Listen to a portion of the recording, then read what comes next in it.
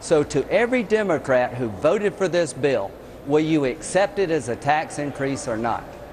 One of your colleagues over in the House Majority Leader Eric Cantor says that after the July 4th recess, he's going to bring a bill to the floor of the House to repeal the health care law. That could potentially, Senator Graham, set up some sort of a showdown that you're describing here, where lawmakers have to come forward and vote for or against what is now viewed or described as a tax by the Supreme Court. Do you see something similar happening in the Senate?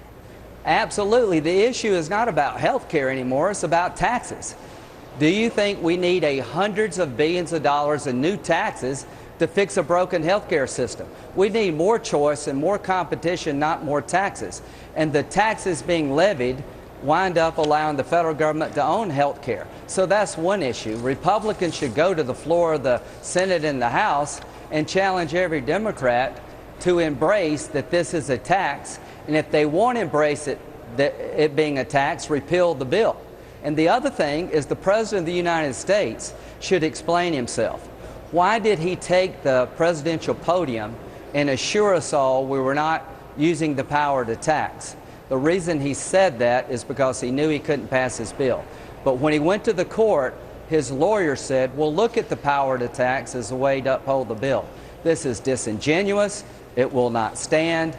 And I have a bill 6 months ago introduced with Senator Brasso that basically said all states should be able to opt out of Obamacare, and now we should take that bill Let me just ask up. you a quick follow-up on that. Of course, Senator, the president did not use the word tax in his address just a few moments ago. He said that the Supreme Court right. reaffirmed a principle, that that everyone deserves access to health care, and that if you can afford it, you have to buy it, and if you can't afford it, you should have access to affordable health care. What is the Republican plan, though, for the health care market? Because we do know that these health care costs, regardless of the fate of this law and how it's implemented, is something that is so crucial towards the financial stability of this country. The Republican plan to fix health care is not to increase your taxes by hundreds of billions of dollars. The Republican plan to fix health care is a step-by-step process rather than a 2,700-page bill you don't understand.